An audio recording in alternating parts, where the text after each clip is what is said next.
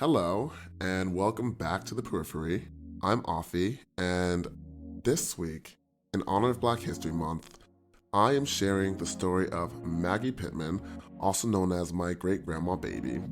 She died a year ago, and the last thing she asked me to do was to share her story, and since I have all these recordings that I took when I was a sophomore in college of our conversations, I figured what better time to do that than now. While Grandma Baby is no longer with us, I decided to start recording our conversations and even just talking and asking about her life because, I considered the fact that she was a Black woman born in the 1930s and she started, and she'll tell you, I got the recordings, she started her life picking cotton and she ended up owning a home in downtown Savannah, Georgia. And I thought that was such a success story and I wanted to understand the contours of that. And this was really important for me on a personal level. I went to UC San Diego. I was admitted with, I think, like a 1900 SAT back when it was on the 2400 scale. And that was about 1 or 200 points below the average. So I had this self-belief that I was here for one reason: affirmative action. And maybe that's true, but I let that belief almost hold me back from doing my best, from trying my best, and from putting myself in spaces that, quite frankly, I didn't see myself in. I was basically the only Black kid in all of my classes, despite how diverse UCSD was.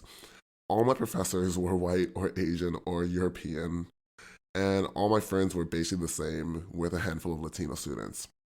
So also, this is a different thing, but every single day I'd be asked if I was an athlete, like every day from the first maybe year I was there, every single day.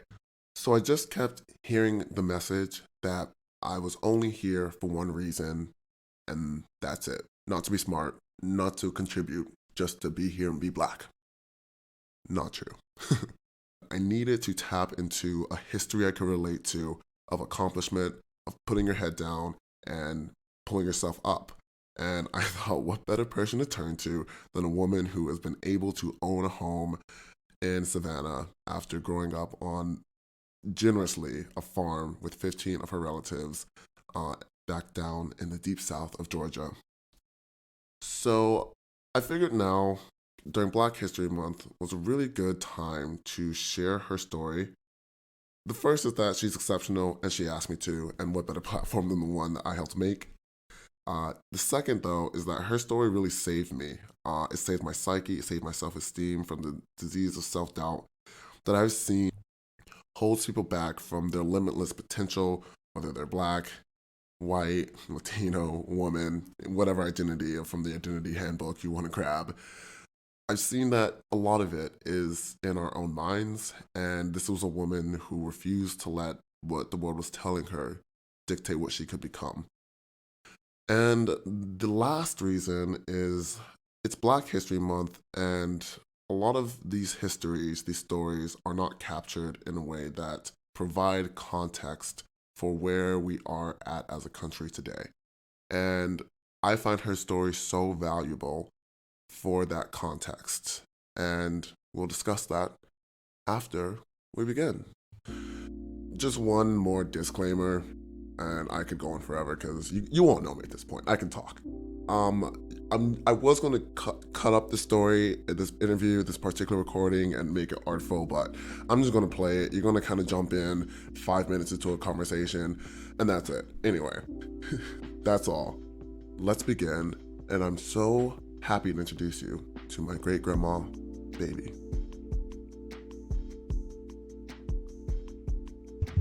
My daddy got sick. My two brothers had to attend to the farm. And that means I couldn't go to school because I finished school 2 years later. Because I always loved school. And, well, my sisters, we all had to drop out of school, during that time because they had to do the farming. What grade were you in? Was going to like a pre-primary. Into what? Just started. They call it pre-primary. Okay. You know, like these kids now have, you know, preschool and all of that. We couldn't go because we had to walk through the woods to school. And we had to cross a log of water. A tree was across a little stream of water. So we get on that tree and walk across. And well, they stayed out of school for 2 years. Then Dad got a well, and finally we had to move from that house because Grandma, well, we didn't know, and Daddy didn't know, Mama didn't know. He wouldn't pay the taxes on the house. Mm. So therefore, do you know why? It was a lot of land back there. That's back there, the cemetery now, where my mom is buried. That cemetery, I go up there. I've been going there for ever since 1962, except 1 year. Mm. When my daughter Janice passed. That was just when I was in high school, yeah. I was with her Mother's Day. And I've been going over that cemetery. And that cemetery is still there, you know, back there close to where we live. And so we moved to Sylvania, Georgia, on another farm. And we stayed there for a few years. And our daddy got a job at the Union camp. Mm-hmm. And then we went to school there. We had to walk. And I loved school, so I went every day. And even when it rained, I wanted to go. And my older sisters, they didn't care about going. When it rained, they were glad. And I was sad because I wanted to go. And then I would go outside. We lived near the highway in the city limit of Savannah. Came from the country. We were happy then. We were in the city. Sylvania is a little old city town, a little old town. Mm-hmm. So after that, what was like different about it? What, Sylvania? Yeah. Well, it was still a country town, but it had a little recreation things like a club, and we'd go visit the club and one or two little stores and restaurants where you could go eat. One or two colored business, but they're like a dry cleaners and and little fish places where they sell fish sandwiches. And my brothers went in the service, and we had a 36 Ford. And I even tried to drive it, because I drive it around the block, not on the highway. And my sister would drive it, and we had that. We thought we were, you know, up high class. We didn't call ourselves country children anymore. We call other people who lived out on the rural. We call them country. And we were just as country as we could be. But looking at them, we done had moved up, you know. Yeah. Even living in the city now. So finally, Daddy had got a job at Union Camp. We moved to Savannah. When we moved to Savannah, we moved on 38th Street, the next street over. Mm-hmm. And we moved here in 1947. And And I loved school, and I didn't finish until 1952. See, I was 20 years old when I finished, but I should have finished at 18. Okay, is this when you finished high school? Yeah, finished high school at 20. Because, Daddy got sick, and we were living in the country, and I couldn't go, and had to drop out for 2 years. What type of things did you learn in school? Well, we learned about Columbus. Uh, we had history then. George Washington. Mm-hmm. You mean what kind of courses I took? Sure. Well, we had civics, English, the basic subjects, math, and all of that. But What books? What books did they have you all read? Did you remember any of the required readings? Could do what now? Do you remember any of the books you all had to read?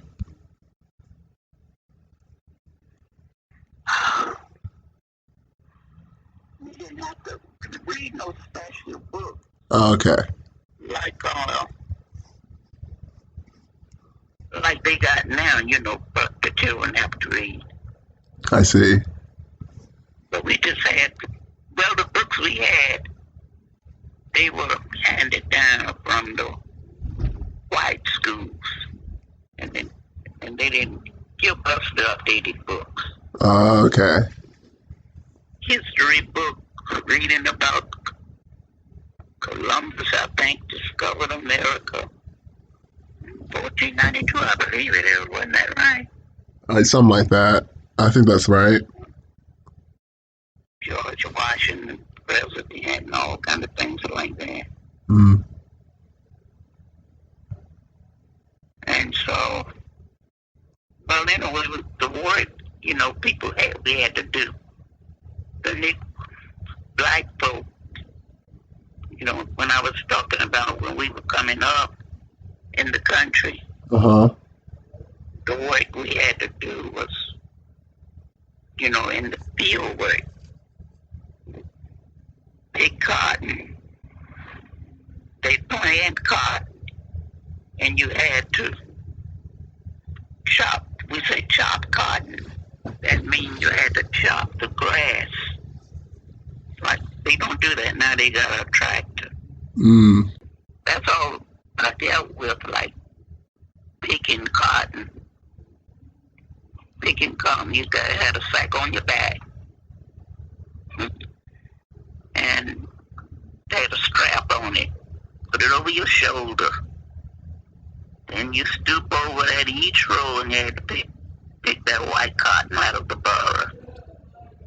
Put it in the sack. Then they had a wide sheet. You'd go at the end of the row and you slide the sheet down. And when you get your sack full, you'd have to drag it there and empty it. So that's how our black folk made a living, because, they didn't have the skills. Right. I remember you I remember you telling me once that you always picked the most cotton. Yeah, I always loved money, I don't have any to take. I didn't have to go pick the cotton, because, see, I was the baby. But I went out, I got up early every morning. We had a truck. The white man that owned the farm would pick us up early in the morning. The dew had everything wet. And we'd be completely wet until the sun come out and dry us off. So we'd pick that cotton and I open up the wet. The ones that's not open good. Uh-huh. They're wet, the burr and the cotton. Right. The burrs. Because I wanted mine to wait. And I'd open up them things and stick them down in there. You know, cotton is fluffy and they take a lot of cotton. Sometimes I pick 200 because I'd have all them wet burrs down in there. They're like, damn, baby, how you picking so much cotton? That have my money now. That thing was funny. We'd also go around and pick like berries. You don't see them now like you used to. Uh-huh. And plums and stuff. You could all go side the highway and you'd see berries. You just could pick them and we'd go sell them. Wow. And for 5 cents. 5 cents a pint, I think it was. You know, during that time, you could get things cheap. You could buy candy, penny candy, 5 cents a Coca-Cola. Uh-huh. It was 3 cents. And how much would you get for cotton? How much would you get for like 200 pounds of picking? Cotton. Yeah. I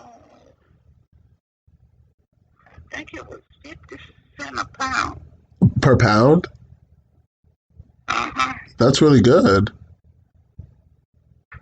50 cents. Yeah.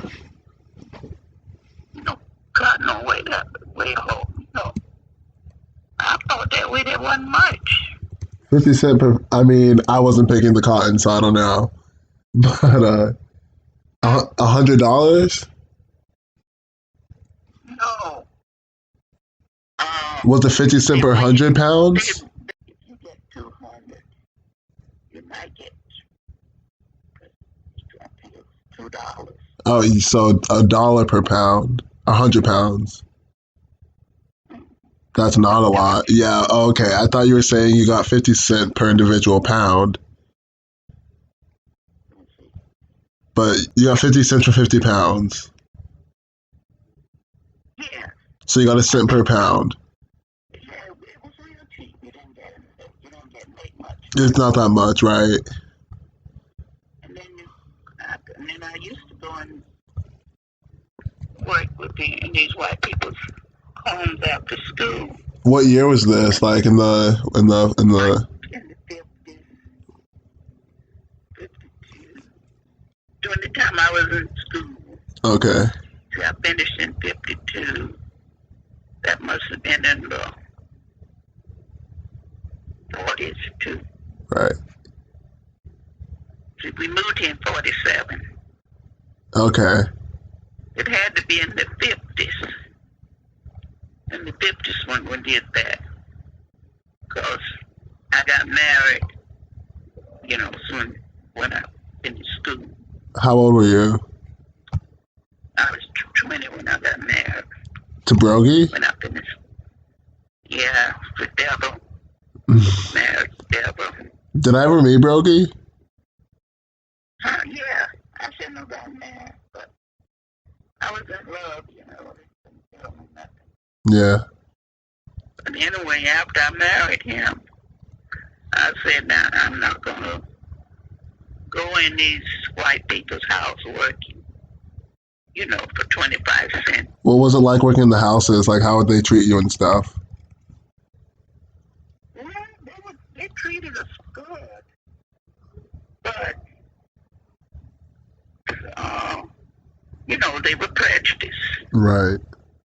You know, we had certain places we had to eat, and the white people, you couldn't eat in their restaurant, and then they had a drugstore, and we'd go in there, but we couldn't sit down and drink a soda or nothing. Mm. We would have to. Were there any like horror stories or like any like really extreme news that would circulate?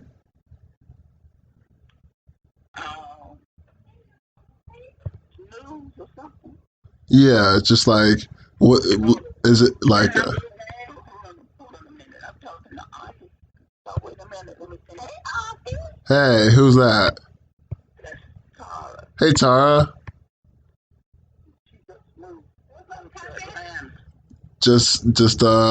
Just checking in. Hey, y'all. Well, I hadn't been finish.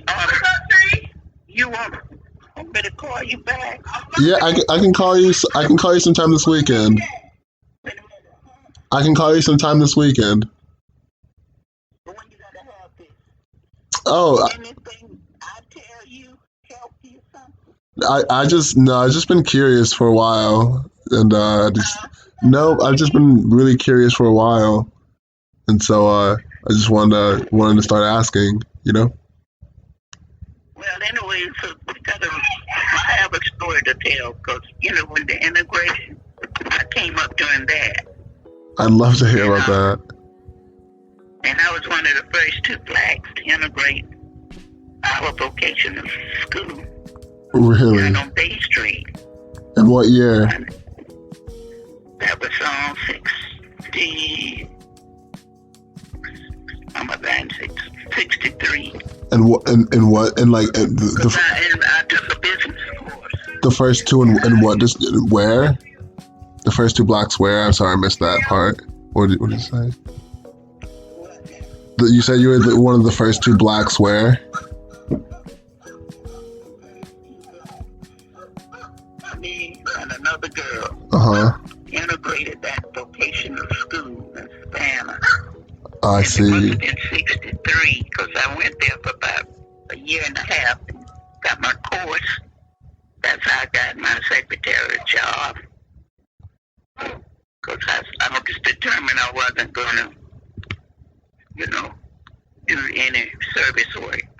So yeah, I understand that. And I stayed in the school system. I started in 1965 as a school secretary. And in 75, I moved to the central office as an administrative secretary. And I stayed there until I retired. That's amazing. 1994. But anyway, coming up through integration was bad. Yeah. But we had to do with it. What were some of your experiences?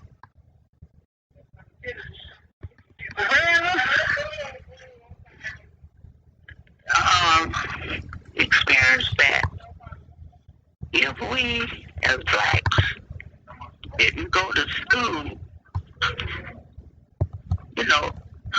that we would be left out. We knew more than they did, but just because they were white, that's what, would set the black people back. Right. If you didn't go to school and get your education. Right. Was it pretty accessible, or was it really hard to get your education? I guess it was pretty hard because, were white students pretty aggressive towards you? No, they didn't. All they would say, "Here comes the niggers." Here come the niggers, and they didn't touch us or bite us or nothing. Right. Rob us. But I was there, and it was hard, Yeah. When the teacher would make an assignment, we were taking shorthand at the time. She'd give us a letter. We'd have to transcribe it in shorthand. And then type it out. So anyway, I did good on that because everybody was taking the test, getting up, giving the papers, and I was the last one. I just told her, I said, "Oh, I'm so nervous." She said, "What you nervous about? You thought you weren't going to finish." I went back the next day. She said I made 100. That's amazing. So I went on until I got enough learning, and went and took the test, and I got the job at the school. So I hope you got something good. No, I loved all of that. I mean, I'd really like to hear more of your stories if I could call you again sometime soon. Okay, anytime. Yeah. Tell them just came from Atlanta. Yeah. And I want to talk to them. Just call me. Definitely. Call me back tonight. So there you have it, the story of Maggie Pittman, God rest her soul. She was so generous with the story, and there's just a few things that really kind of make me laugh and also infuriate me in her story. So I'm going to start with what infuriates me, because it's Black History Month and there's so much to celebrate. But what infuriates me is, one, you see the story of women in the story of her when her dad or her grandfather, I can't remember, it wasn't really clear in the beginning, didn't pay taxes, which totally squandered all their lives. And they didn't know, the woman didn't know, and they had no choice but to move. The brothers had to drop out of school, and she had to stop school for 2 years when she was just getting started. And it's nice that we live in a society now where the mistakes of one person no longer can affect basically an entire generation, like it did for hers. Two, the schooling and the use of schooling to keep people out, I think, well, one, it was so recent. This is the 50s and 60s we're talking. This is so recent. We just started going to school together, y'all. That's crazy. And I really hope a lot of my classmates that listen to this, a lot of my friends that listen to this, really grapple with how recent that is and who created that type of structure and system, and how they're still alive, and how that spirit is perhaps alive in you and in people I love and in people I call my dear friends, where the expectations for me aren't the same, and where where I'm always expected to give more understanding than I'm generally given. And I'm not saying it's a race thing, but I just haven't noticed the same level of scrutiny applied to experiences as they have been to mine when it comes to the very narrow experience of racism. Even though I am generally well known as being among the most honest people at this school. But hopefully this recency and that story triggers some internal reflection on how that spirit, that racist spirit, is still very much alive intimately. And how my grandmother had to overcome so many daily battles that, became normal to her. Like, what's not in this interview and this recording was, I have it somewhere else. I literally spent so long trying to find them. She would walk 10 miles one way to school, and a white bus would pass her by, or a bus carrying white kids. And that was how much she loved school. And that's a core feature of success stories in Black America, in my family at least. The ones who were able to own a home were exceptional. And I don't think one should need to be exceptional. One should need to want to love school so much and walk so far, because I see you Stanford Law classmates, you all do not love school this much, most of you. Just to own a home, and not just, because that's a huge accomplishment that a lot of us can't even do today. And I mean, that's about the extent of all the stuff that infuriated me, things I found hilarious and so American. One, she loved money. Don't we all? We're a money country. Two, the delusions of grandeur when she moved from Sylvania, I think, to another city, maybe Savannah. It was hard for me to really parse. That's hilarious to me. And you see it everywhere. You see people, and you see it so much in this country of people just obtaining status through capital, through symbols, the car. I think California and the car, I'm enamored by California in no small part because of how the car enabled it to develop into this delusional state that it is. But that's the conversation for another day. And finally, well, actually I think that's it. I don't think I have a finally, other than to say happy Black History Month, and maybe read The Fire Next Time by James Baldwin. Maybe read Notes of a Native Son by James Baldwin. There were so many other scholars. Maybe read My Mother's Scholarship. She's Tar Blackshear. She's an epic scholar. And thanks for joining the conversation. You can find us everywhere you find podcasts, everywhere. And we'll be back next week with another epic episode, because that's what we do at the Periphery. We have epic episodes. See you next week.